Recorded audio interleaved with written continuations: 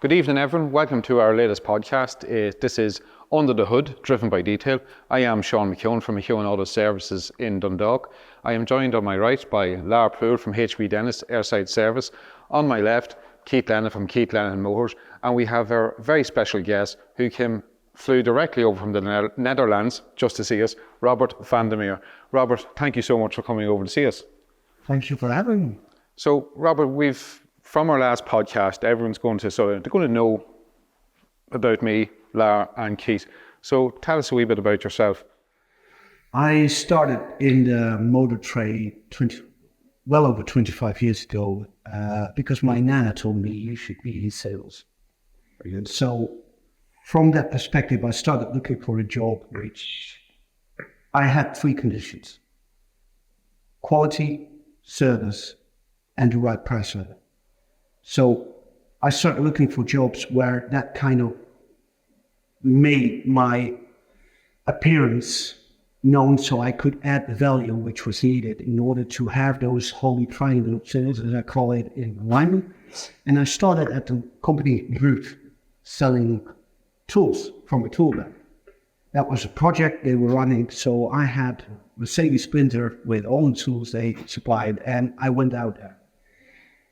Ran into a lot of interesting stuff, learned a shitload of interesting facts, wanting to help the customer out. After 3 years, I was promoted into key account management, and I was 22 back then, and that wasn't my prerogative. So I switched jobs, and I ended up at Kent selling chemicals, adhesives, glues, etc. Every Friday afternoon, I went to my biggest customer in Amsterdam and I started helping them out replacing windshields. So the rest of the week, I could tell other customers what to look for on problems like double sealed windscreens, etc. So I gained a lot of knowledge. And after 5 years and having a good time, I decided I wanted to up the ante. So I started looking for a job where I could sell high-end equipment. So I started working at a store at home, selling lifts and equipment. Did that for 6 years and learned that in sales, if you were able to showcase what kind of solution you were offering through dealerships, then actually the customer really appreciates the fact that they can see what they do. So I started introducing working with a tablet, showcasing all of these different solutions that we were offering actually live in place. After 6 years of doing that, I discovered that the grass is not as green with the neighbor as So I made a terrible mistake and selected an employer which it only took 3 months to figure that out. So then I was jobless. So I had to look for something entirely new. And I found this wee little advertisement saying, we are looking for somebody to build up business in the Netherlands. We create special tools and we need to set up dealerships, we need to set up demonstrations, show presence, etc. And I was like, I looked at the website and I couldn't make anything of it. But it was German, it was high price, it looked like quality. So I thought, let's give it a go. Had my interview in the factory and it was a match. So in the last 10 years, I've been selling special tools and I've been promoted, and now I do the international sales for the company in the competence of special tools. Very good. And there's one other thing, and the first time we met, you were giving a demonstration of these special tools. And I must say, what stood out for me about you, different than any other sales rep that ever came about the place, that you know exactly, you don't just know about the tool, you can actually show us how to use it. Because something we spoke about earlier, that a lot of mechanics, we're not into instructions, we're not into books, we don't even like watching videos. We want you to come and physically show us. And I think that is, personally, I think for me is your biggest selling point. You just turn up and you show us how to use it, but not only how to use it, you actually show us the benefits. Joe, where do you find, or what has drawn you? Because it seems to be a rare thing that someone that is so passionate about the tool that they're selling You know, that actually comes in and says, look, here's time. You're not just pulling up for 15 minutes and go, yeah, this is bump, bump, bump. You come in and you take the time. What has brought that about? They call that the German approach. So the German approach is, I tell you all the benefits, I tell you how much it is, and then you decide. What I learned early on in my career is if I practice what I preach, and I understand what my customer is going through, whether that be the healer or that be the end user who actually has to perform the job without me being present, without us being present. So what I did the first 5 years in office, I did an awful lot of demonstrations. And I started off doing them free of charge because I wanted to get the hands-on. I wanted to experience what the job was like. The moment I've done it 5 times, 10 times, I can do it. I know I can. I know we can. And I'm only as good as the tool provided. This is the biggest thing. We're only as good as the tools we're provided. But after 10 times of doing it, I was convinced, okay, this is the way to do it. So I started telling the customer, I will go to you, I will perform the job, but you'll buy. Because quid pro quo, I'll invest my time, I'll invest what I know, I will want to help you going, but buy the tools so that everybody's happy. And this is also what I put in my profile. In a good deal, everybody wins. Not only we as a supplier, not only I as the sales representative, but you as a customer, you win as well because you get knowledge, you get experience, you get the tool to do it yourself, and you get success in performing what you perform. Now, the thing about having done thousands of demonstrations, you start refining a process. You start looking for what are the arguments that will convince you, okay, I trust this. And it's not just having a tool. It's knowing the downsides to it, knowing the upsides to it, knowing the practical applications. But most of all, having a partner which you can call on later and say over the video phone, I do a lot of video calls, and that I can say, well, you have everything you need. Do it this, in this way, and please. And this is the most important bit. Do apply RTFM. And you all know by now what it means. But a lot of people are like, yeah, RTFM, yeah. What does it mean? Now, you said we don't like reading. RTFM is read the fucking manual. But there's no reading involved because that is not our function. We are technical people. I be a technical salesperson. I practice what I preach, but in the land of the blind, one eye is king. So if I actually looked at the manual and seen the pictures and the drawings and understood how the individual parts come together, then I can perform the job up to the highest standards that we try to live up to. Yeah, and one of the other things as well, you say about what drives you as well, you want to sell a quality tool, and quality tools are not cheap. They are expensive, but the expense is matched with value. And I know that's important for you, that you give that when you leave a workshop, that you've left some value behind. And something that I know I started off, and myself and Robert, we had a quick chat earlier about different things as we drove here. We sat in a lot of traffic, and one of the things I had mentioned that back when I was Fred in the shed myself, because we all start somewhere. Larr started somewhere, Keith started somewhere, we've all started somewhere, and it was all usually on our own. And and most likely we were all charging too little, and we didn't value our time. And one of the things we chatted about earlier is when a mechanic or any tradesman doesn't value their own time and doesn't charge accordingly, if I don't value my time, myself and my time, how do I value your tools? That's the biggest challenge in any profession. But it starts with yourself. It starts with the hard way we learn. We learn by doing. We learn by making mistakes. In America, you're a successful businessman if you have filed bankruptcy a minimum one time. Because failing teaches us okay, I shouldn't do it that way. Now, coming back to the point of value, adding value, I always say in sales, I can come up with 100 arguments for you to buy something. But you can come up with 101 not to do it. If we don't value our work as being either top-notch or hammering away, it doesn't matter. It's not important.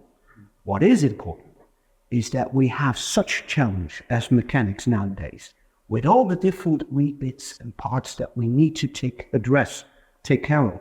That's talking to your customer. That's diagnostics. It's electrical. It's mechanical. It's body work. But it's the whole customer experience. What does your customer expect from you? And living up to that expectation makes you decide, I want a hammer or I want a 15 grand tool trolley. That is. And we are so undervaluing ourselves in our day-to-day struggle. And the moment we start valuing ourselves is the moment when we start to think, okay, how can I improve everything? Well, from that, I want to talk to the king of knowing his own value, sitting here beside me. And there's one thing, and you know, Larr, I myself have learned so much from watching you and your business. Like, you are first at the game with all the special tools, from driving in across your workshop door to the machine that measures the tire depth. You know, you have always been at the forefront of automotive, in my opinion, at the forefront of automotive technology as when it comes to tooling up. Do you know, at what point did you say, you know what, I'm not, you know, did you realise you weren't charging enough, or you know, what point did you realise, right, look, this is where I need to get, where I need to be? What's your take on it? Yeah, coming back from what Robert's saying about when you're trying to be all things to everybody, it's very, very difficult. You undervalue yourself. You're then trying to compete with everybody because you're trying to be all things to everybody. Yeah. So as you were saying in the last video about, well, the lad down the road is 50 quid, the lad 30 quid, 20 quid, and whatever. It can be any price. But when you change your ideology of saying, I want to give the best service I can, I want to use the best equipment I can, I want to install it the right way it should be installed. And then I want to be paid for that. For doing it right. For doing it right, exactly. Can you imagine, like, in a restaurant is the easy one. You go into a Gordon Ramsay restaurant or any Michelin star restaurant, you don't expect to get a McDonald's burger in that restaurant. No. You walking in, you know it's going to be a price. You don't know the exact price because you know it's going to eat. You know it ain't going to be cheap. But you know it's not going to be McDonald's price. Yeah. But and that's saying you don't want to be eating McDonald's food. And I don't mean McDonald's food. I don't mean that could be any fast food or whatever, or any Michelin restaurant. But when you start investing in yourself, when you're training, using the right tools, and then you bring that ethos up all the time. Yeah. And you're raising the bar on your own bar to your own level. And then you don't have to start competing with anybody. Why should someone who invests X amount in equipment themselves, their garage, pay the same price as someone who doesn't have the best tools, who doesn't have the best training, who doesn't have the best education, who doesn't have the best ethos, who doesn't use the best parts? Why should you be in that same category? Because tools are mechanics. Yeah. Well, that's down to the chap then who sells a service to say, listen, this is what I do, this is why I do it, and how I do it, and how I do this. My price is why I'm here. That's a good point, because I know when a lot of people come into different workshops, they seem to have this opinion that, we would have seen a lot of it where, not so much now, I think people have started to realise that to do jobs nowadays on modern cars isn't cheap. But up until definitely 2020, you have people would rock up the door, give you a quick look at this, a quick plug-in. Do you give much of that? Yeah, we do actually, yeah. And again, we would be more of a kind of all things to everyone at the moment for people. And it is a daily struggle. Because like you could have an Opel Astra in one day, you could have a Golf in the next day, and you know, a variance of makes and models in the one day. And trying to keep up with the equipment, the tooling, the software updates. Financially doesn't make sense. It doesn't, and that's it. And coming back to what Robert said earlier, you do make a valid point. Like a few weeks ago, we were in the trade show, and you gave a demonstration on a special tool. and I'm comparing that with another tool. But the other tool was presented to me, to be fair to it, it looks lovely and fancy, right? But when we went over to the stand you were on, the tool was there. You gave us a good demonstration on two different applications of it.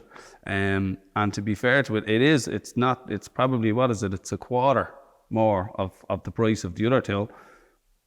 But I just see the quality in it. But it comes back then, and as for me as a business owner, I have to look at that tool and or any tool that we're buying, and look at return on investment on it. So how long is that tool going to take to pay for itself? You know, because we've bought tools like the 1234YF gas, the aircon. That is one of the more, like, that still hasn't paid for itself, and we've had a conversation about it. I bought that back in 2016, that machine. Yeah. I don't think I used it for 2 years. It was sitting there gathering dust because no one would pay. No one wanted to pay for it. No one The paid for the cost of money. the gas. See, the majority of the customers we would be getting in would be a Nissan Qashqai for that. And when you mentioned the cost of the gas, Correct. That was the first one, actually. it was, I'll roll down the window. I think the Qashqai was one of the first. That's right, it was. From It was. 2015. Yeah. Because the gas really, the emissions, emissions is in front of me head. The laws changed in gas regarding how to handle it. And the problem with a lot of people don't realise at 0134A, the environmental legislation, they don't want you to release it. They don't want it leaking into the atmosphere. 1234YF, I believe, is just not as harsh on the ozone. And that's why. It's 94% less. Yeah. That's the thing. It's 94% more expensive. It won't. It has came down. It has came down. And we are selling a few now. Because of... Has it come down, or has the stuff gone up? Well, here's The the stuff thing. went up as well. The 123 134 went up. Yeah. And the 1234 YF came down. Yes. But here's the thing. It used to be that we drove on summer holiday behind in traffic jam behind the cars, and what did you smell? You smelled the fumes. Nowadays, do you ever smell the fume? No.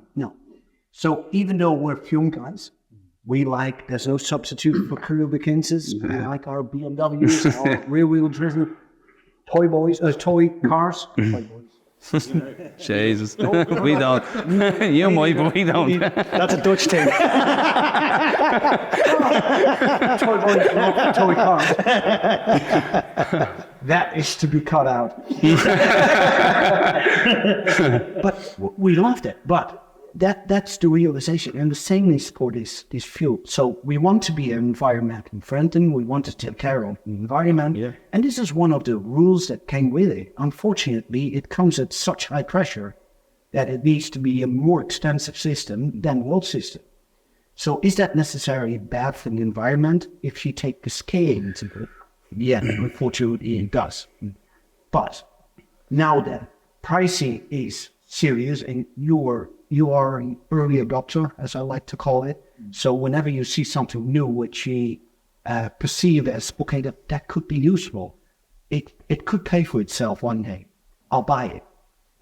I really adore that kind of mentality, and it's exactly what I'm looking for with my special tools, because I bring shit on the market, we bring shit on the market, which you don't need for another 5 years. Yeah. Now, with the safety of the spring compressor, and we can have a fantastic argument, here's the thing. I'd like it to be about the speed component and the ease of operation. It's a cracking tool, to be fair. But I haven't actually got a demonstration on the other tool that we're looking at. But to be fair to it, it just looks good. Now, it's one of them, I think all mechanics have that shiny Magpie. Love it. But the quality of it was savage. Sorry, Robert. Yeah, quality was just, What I loved about a trade show is, on average, I get like a 10 to 20% return of attention. So I get 20% of the 100 files I fill out, I get a positive response. That was 80% here in Marino. 80, which is amazing. And it wasn't orders. It's calling the customer up, saying, do you have all the information you need? Do you have any questions? listen, and they gave us the arguments to say, listen, I've been thinking about it. I've been thinking about the tool, the solutions. I've been checking out the website, the videos.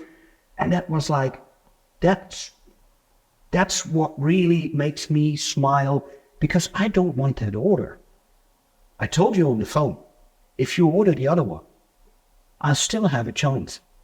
But if you order mine or ours, nobody has a chance anymore. And that's something I know after 10 years of experience. And that gives me a very relaxed sense of, okay, if it's not today, it will be tomorrow. But Is that why you still haven't followed up with the phone call? I was waiting. He'll ring me. Still waiting on the call. you want the honest answer? I'll let him swear. Yeah. I want you to be the one who makes the call. Yeah. Because if I'm Because the call, then you'd be happy. Yeah. I told John as well, if we make the call, then You've lost. you want to make the deal for a bargain. Yeah, but then. And that's the reason I haven't called. Yeah, he who speaks first loses. That sounds really mean. No, it's not. That's actually just, no, it that's- sounds arrogant. It's actually not. We think ourselves as being so good. It's the customers, the one who uses it. If they tell me, after 5 years of use, that's the bloody best machine you could, tool you could have ever bought, that's what drives me.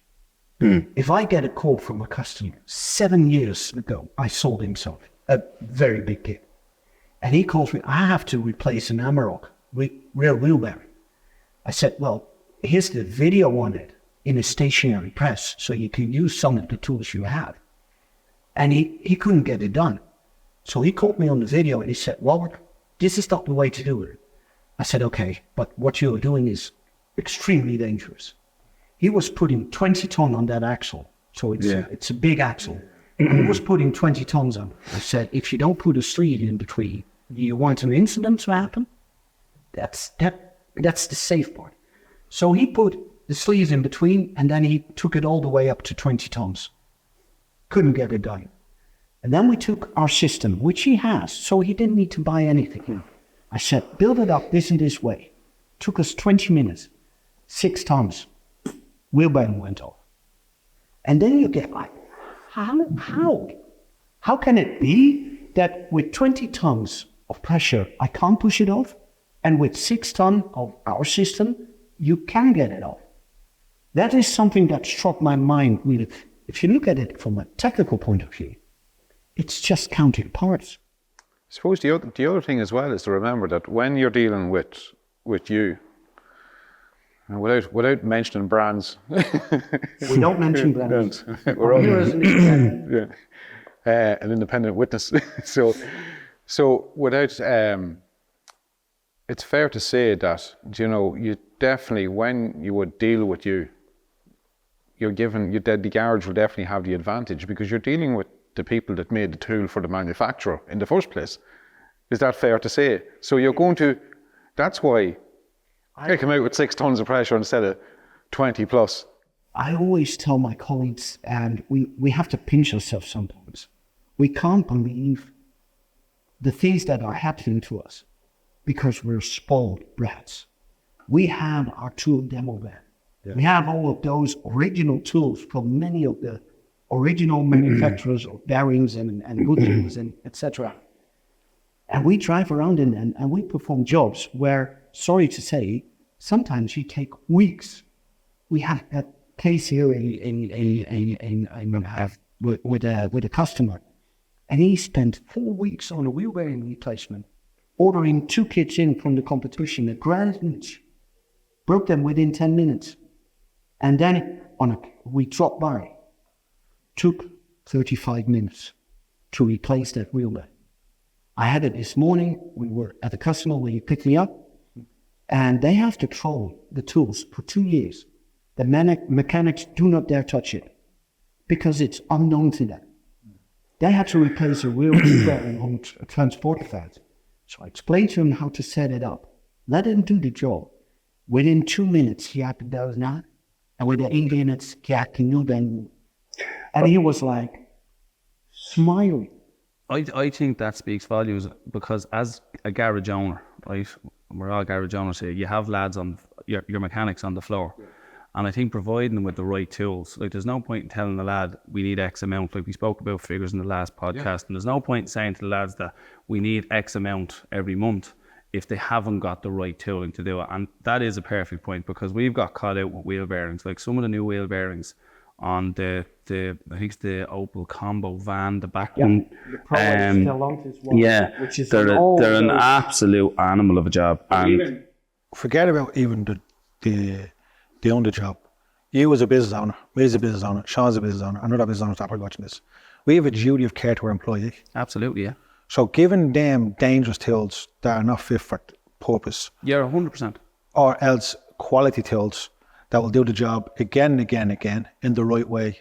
Well, that's why I'm looking at that. And that's why, like I go back to that, this particular spring clamper handle. I do Land Rovers, everyone knows. 90% of Land Rovers are run on air suspension. Yeah. Why the hell did I buy a deal for compressing springs? Yeah. Quite simply is, when I seen it, the safety aspect just lit me up. That's the very reason why I'm looking at it. They lit me up. So I've heard people, sorry Robert, I've heard people on podcasts and going on TikTok and all this without Malaysian, right? Saying, I get a return on investment in every product. Well, what's your return on investment when you buy a piece of poorly made equipment? It goes south, it hits the TMU, it hits technician, he puts in a WRC, and you're thousands of euros down because you're going to lose. Yeah. And that's, as I said, the return on investment is one thing, but your the safety you can't put of your staff is paramount. Here's one problem that we face as a company, as a manufacturer. So the problem is the name of the tool. We're talking about spring compressors because that's the general term we use all over the world. The problem is it's not a spring compressor. That's the problem. Because it doesn't touch the spring, it's actually 4 parts, 3 or 4 parts you're putting together because it's a strut compressor. But if I call it a strut compressor, I've had that argument with the Germans many times, and let me make it clear, I'm not German. That you won't let it go. But then nobody would recognize it as, okay, that's what I'm looking for. So those are day-to-day challenges. And actually the Opel Combo you just told him about, the example I gave just now with the 4 weeks out, that's exactly that vehicle. Yeah. Because it's a existing problem, but new to the mechanic. And then what do? We try every which way to get that darn thing out. And you're right, and I hear you right. So we wouldn't do a hell of a lot of advance, right? So I had to take a call on that wheel bearing. We haven't done one since. We've actually done 2 of them. So again, coming back to as a business owner, looking at a tool from a point of view of return on investment, there's no point in spending 2 or 3 grand on a tool that you're going to use twice. Shall I tell you a little secret? That wheel bearing has been on the market for well over 25 years. It was introduced on the Volkswagen Polo because it's a Generation 2 bearing. Right. So, and that's also where we start off our journey, is what do we name something? What is actually built in cars? And that's where we had the challenge of figuring out, okay, how do we explain what it actually is that you're doing? Yeah. So basically it comes down to this 3 types of bearings. So you have a Generation 1 bearing, which is a hot press into a bearing, and the bearing is pressed in the house. Then you have a Gen 2 bearing, where the challenge or the problem is actually that the hub is the interior of the bearing. And then you have Gen 3, and Gen 3 are the bolted bearings. So they're bolted on the back or the front, and then the hub can be separate or can be part of the bearing itself. So those are the commonly ones at Volkswagen Audi. So that steel bearing is in an aluminium house. And then you get not rust, you get corrosion. So that's like dust, which holds it in place. And after 8 years on the road, then you have a challenge. Let's put it mildly. Yeah. Irish said, you're proper fucked. And that's what you must be facing with the Land Rovers as well. I've been working on a couple of them, and they're a challenge. But here's the thing. The challenge with making original tools is that if a car is 2, 3, 4 years old, where it's still under warranty, you can make mechanical tools and you can get the job done. They'll leave marks, but that's not, they don't care, because as long as it's under warranty, it needs to be replaced rather quickly. Now, what we face with, if you have the Vauxhall Astras or you have the Land Rovers, which are used for 10, 15 years, we have a different challenge. So we need stronger tools, we need safer tools, we need to make our job quicker. Because fleet owner, leasing companies will become more and more, the owners are coming, they say you need to get your running time down. Yeah.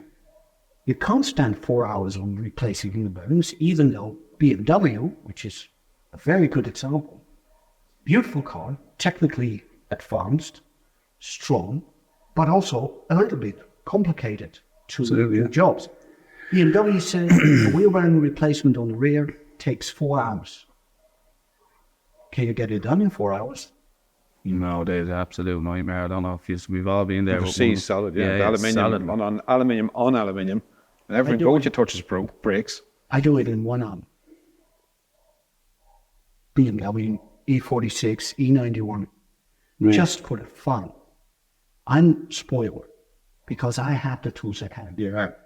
But I think it's important to know as well, Robert, that a lot of mechanics still invest thousands and thousands in tools. And I know a figure, if someone's put a figure on my tooling across the years, there's definitely over $250,000 spent. I know you're going to be in around that too, at least, because you've got fancier stuff than I've got. You know what I mean? Keith, you've a lot of men working for you. You're going to have a lot of tooling as well. Yeah, absolutely. So you wouldn't see it building up. And something the guys, and there's a lot of people, and at that show that we were at a few weeks ago, that a lot of people had come up to me because they know that I have worked with you before in the past with the spring, you know what I mean, with promoting some of the stuff that, for instance, the spring compressor. And a lot of them said to me, yeah, but Sean, it's all right, like a Keith that's in the middle of Dublin City, right? He's doing 5 or 6 springs a day, right? Larr, 5 or 6 airbags a day, right? But Why not do a spring every 6 months, maybe? We tend, because we see a lot of fresher cars, because we try to push that we can look after cars from new. And so we don't do as much springs either. And the lads are coming up to me, Sean, but for that investment, how do you justify it, or how do you pay for the machine? And it's very simple. The mechanics need to remember that back years ago, Ford, I believe, were the first to bring in manufacturer times for doing jobs. And they came in and said, right, say for talk's sake, a gearbox years ago on a Cortina might have been 3 hours. Then all of a sudden power tools came in and Ford said, oh, we're cutting that to 1 hour now because the mechanics of power tools. But they didn't realise the mechanics were buying the power tools themselves. So when Ford came in and said, no, you're getting 1 hour to do that job now, not 3. The mechanics quite simply left the tools at home and they went back to the ratchets and the spanners. So be it with mechanics in modern day cars. The tooling you supply. So you have, as you say, you've got the Holy Trinity, but some of them you're selling value. You're selling a tool, you're selling safety, and you're also selling a couple of the value is that you're allowing mechanics to do, as you said, the job much quicker. But people need to realise that, and mechanics mostly, that if you spend certain jobs as a time, if you can do the job and it takes 3 hours without your special tooling, and if you invest, how much is a car? 15,000. It's not cheap, right? It's expensive, but it allows the mechanic to do the job safer and faster. But people need to realise just because it's done safer and faster doesn't mean it's cheaper. No, not at all. It absolutely does not. We've created value. We've got your car back the road quicker, but it's cost us thousands to do that. Yeah. So therefore, a lot of mechanics will base price jobs on hours, and you can't do that. That's all right. You need to know what your workshop costs per hour, but you need to charge your job per value. If you look at who's the biggest seller of tools in Ireland, you'd probably find it's the cheapest place over in South County Dublin. that sells an awful lot of cheap tools. Yeah. They do. They're probably the biggest, I'm not going to say names, but they're probably the biggest seller of tools in Ireland. And they're really only selling cheap stuff that might do the job once or twice. After that, it's starting to struggle. I actually bought a tool, I know what you're talking about. I bought a tool from them and I had to get the boring gear out to make it fit. Now listen, it says what it does and it does what it says in the tin because it's cheap. Yeah. You can't expect to have a Rolls Royce if you only have bare money in your pocket. Correct. It's not kind of way. It just ain't happening. Here's the other thing. So we can talk high quality. You say expensive. I say a lot of money. Then a lot of money. But the problem Better way, that is better way. You spend a lot of money. If you talk 15 grand, I have a lot of responsibility, not in 15,000 years. You can forget about it. Yeah. But here's the thing. The quarter of money that you've invested over the years, that's tooling, but that's also specific for all the different jobs that you have to do, like cooling systems, AC, tires. You're talking about the whole lot, which is in your workshop, which has to do with way more than just tooling. It's equipment, it's tooling, it's what you need to outfit yourself to do the job. Now, what I try to do with that 15 grand tool chest is I try to break it down. Okay, if you can use it 80 times a year, which is a very reasonable. And then if you look at it as a businessman, you must know that the tax office and the accountants say, okay, that kind of investment is a write-off. And write-off is exactly there to help you create sustainable business for the long term. It's the same as a lift. So you write something off in 5 years' time. We don't write it off. We want to make our money back in 1 year, which is not fair for a lift because you know it's going to be there for 10. So therefore, we say 5 years' time. 5 years' time, 80 times a year is 400 times used. So divide 15 grand by 400 times, and you come down to 40 euros a job. And if we look at a lift, we do the same thing. I used to be in lifts. I used to use the seconds it took to take the car up to 2 meters and put it down. I used to use that in comparison with the competitor and calculate if you do that 3 times a day, 5 times or even 6 times a week, how many is that in a year? And then you get to staggering amounts. So knowing the cost price of something is help you break down, like parts, that's my cost price. I want to make a margin on that. I can utilize the hours which my software that I use for my customer database and my invoicing, I can actually use those hours. Whether I spend them is not of importance anymore. I take the level up, but every hour you save with 80 jobs, what are you going to do with an hour? Yeah, You're going to continue on the next job. So that's 160 hours a year in revenue, which it brings. And it is, I think the hours thing is a great thing. In the last podcast we spoke about it, and there was actually something that I kind of, a garage workshop, right? Ultimately what we're doing is we're buying and selling hours. So we're buying our hours off a mechanic and we're selling them out the other side, right? And we're not like a clothes shop. If you don't sell them 10 t-shirts today, they're there tomorrow, right? But if you lose an hour today, it's not there tomorrow, it's gone.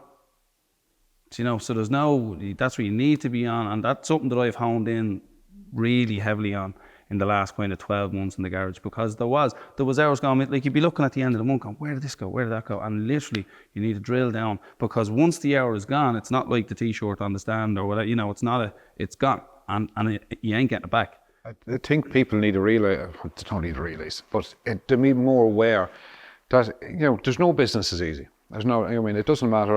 If you're a local coffee shop, if you're a local takeaway, everyone at the minute, we spoke about this all week there, that and I mentioned to a few people over the last few days, that the gap between, when we were at 2019, for example, we were 60 euros an hour plus VAT, and we were making more money at 60 euros plus VAT in 2019 than we are now at 88.10 plus VAT in 2024, because the gap between our cost of business versus what we're getting has shrank so much, and we're at a point where it's right. Well, if we go any more, do you know, are the people going? Is it too much? Is it? Are we beyond affordable?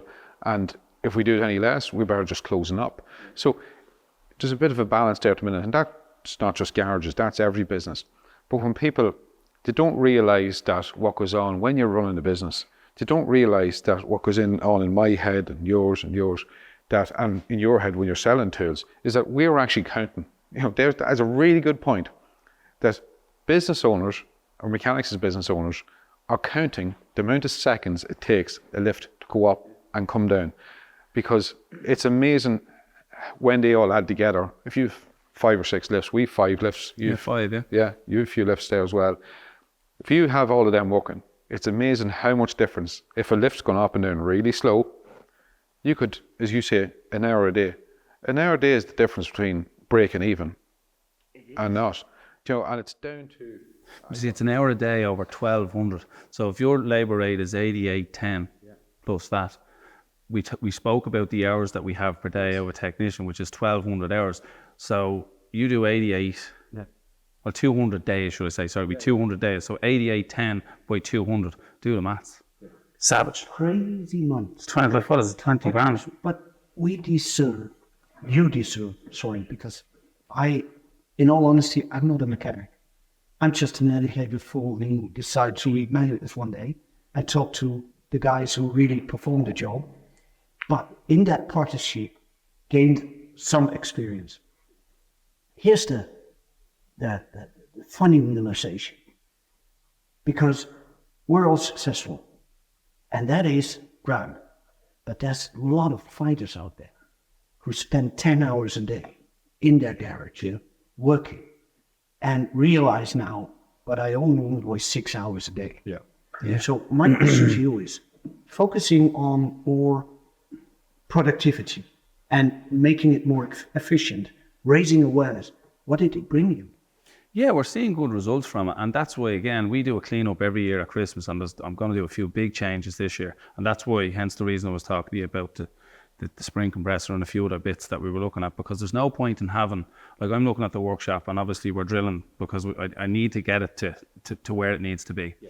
And there's no there's no point in me banging on at my team, telling them we need X, Y, and Z. Now, to be fair, we would be fairly well driven. So the mechanics, I know a load of lads, well, not a load of lads, but a few lads that will be, they'd want X, Y, and Z out of a mechanic, but they don't. When you go into the workshop, they have a ramp and a toolbox. They don't have brake fluid, like the brake fluid machine, like that's $3,000. Do you know what I mean? Like then you have, you've the opportunity of aircon. We do tires, we've wheel alignment. So the tyre machines that we were looking at last weekend, 40,000 euros. No, we didn't go that fancy. No, we didn't. 40 grand for a tyre machine. That fancy on it. It was 20 grand for a wheel balancer. Yeah, but 60,000 euros for 2 machines. It gets worse, Sean. That brand can go to 50,000 for a tire machine and 30 grand for a balancer, and then put in their lift, their alignment. So then you want to go alignment. So if you want to start as what's perceived as the low end as a tire fitter, that's kind of perceived in the industry, kind of. It's over 100,000 euros just to get one lift, a tire machine, a balancer, and an alignment system with that brand we're seeing. It probably actually, people come in it tops out 150 grand actually. That's just for the equipment. That's before you made a penny. In all fairness though, Larr, that is state of the art stuff. And but people come in crying over fiver over tyre. That's it, yeah, absolutely. There's 150,000 euro on a gear to get that bloody tyre in your car. Absolutely. You're not driving 30-year-old cars anymore. But that comes back to, Sean, which way do you do it? Which way do you do that tour? Yeah. Like, in the airport business, I have parking cars there. Yeah. If I say, I'm not exaggerating, I'm saying 95%, we're just talking about tires there, 95% of the cars that I see coming through all have tyre pressure warning on it. Yeah. Now, a lot of them are tyres warned because you drive over the tread radar, we get a rate of every car. Yeah. So I'm probably reading, 300-400 cars a week. A a lot of them, 80% needs a tyre change. But I say 95, there's a low or a low tyre pressure. Now, why do you get low tyre pressure? So let's go to the tyre guy. We never even put a nitrogen station into that tyre that you just talked about. No. Because realistically, if you're inflating tyres, you should be having nitrogen in them. Because of the pressure difference between normal air comes out of the compressor compared to the difference of nitrogen air. And don't forget to mention an expensive compressor that has an air dryer. Yes, correct. Yeah, because you're over 200 grand. Over 200 grand just to fit a tyre. Yeah, and people are arguing against you. Over €5. Yeah. And your TPMS sensors. Don't forget this, folks. Your TPMS sensors. And if you don't have your a dry air going into your tyre, if you pull up at a petrol station that's got one of these put in the euro and get anything, that's not dry air. So when you pump up that tyre, you're putting damp and wet into your tyre, and then not straight away, but over the coming months, you're going to have tyre pressure sensor faults.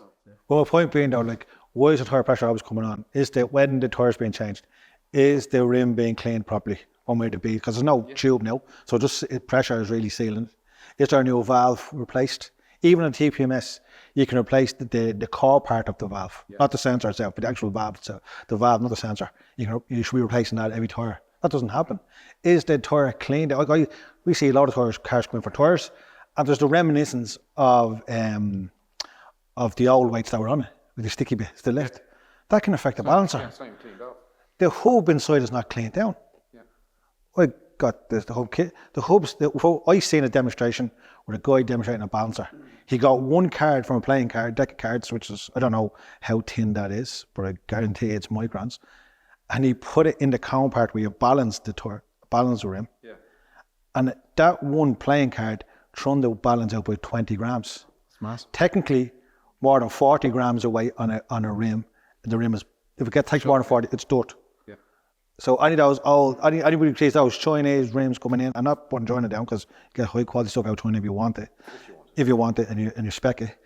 But the rims that come in cheap and you see like a ring of balance weights around it. 500 grams on one side.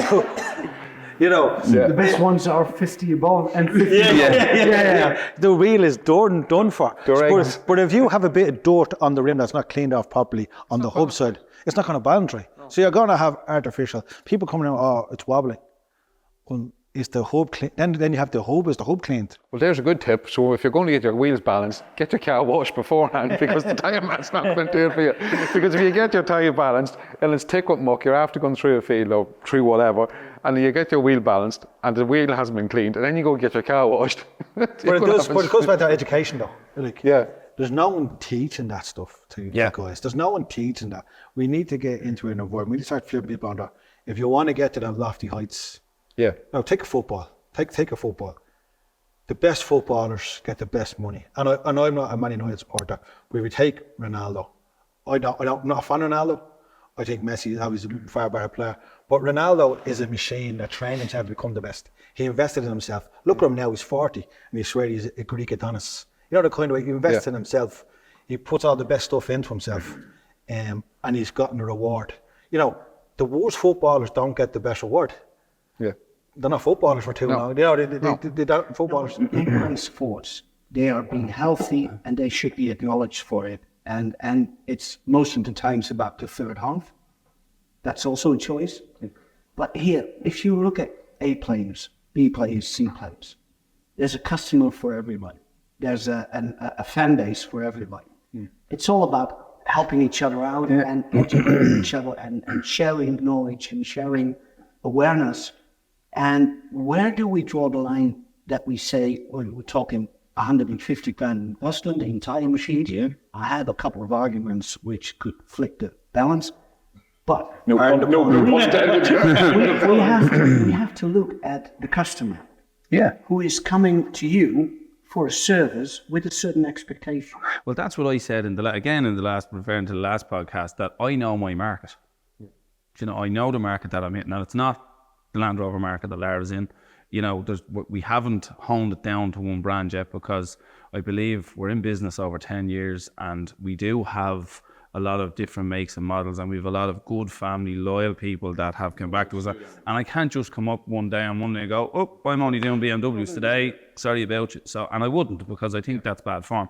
So it all comes back to what I was saying earlier in terms, you have to look at return on investment, and that's a big thing. And when we were newer, you'd get a bit excited, you'd see a tool, and you get, I'm having it, and and then you're standing there looking at it going, shouldn't have bought that.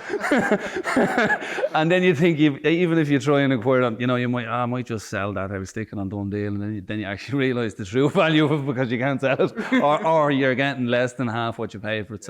So yeah, obviously being that bit more educated at it, I kind of sit back and look and I go, right, am I actually going? And the strut compressor is a great one, because we do it. We're based in the middle of Finglas. There's ramps on every second road. There's coil springs braking left, right, and centre. And from a point of view of safety, particularly with the newer models like the Volkswagens that we spoke about, some of the Nissans are gone left-hand wind on the spring, and the Prius like that, years in fairness. Yeah, Prius Toyota is actually like RAV4. If you've ever done a RAV4 spring, you will remember that thing. And here's the thing: if you don't put it back together exactly as it should be, then the shock absorber will actually eat through the plate. And you will have a faulty repair. And this is what I try to do from a technical point of view. Try to explain how those parts are supposed to be mounted together, and yet still It has to be done right. Yes, but here's the problem: if you do everything right, tone everything to spec, Takes too long. it takes too long. So we have to be practical about it as well. Yeah. And the whole thing we try to do here, sitting here, spending some good time together, is share our common knowledge, share our common experiences, and trying to make the technical world of car, the motor trade, a better place. And whether you buy the cheap tool, I call that educational money. If you buy the most expensive one out there, that has to be choice. Yeah. And if this is middle ground, all good. But the moment you start thinking about it from a cost-effective point of view, educate yourself, compare, get that demonstration in from the competitor, show them the same strut that I showed you, and then let's see what happens. That's the fairest way. Do we have time for that?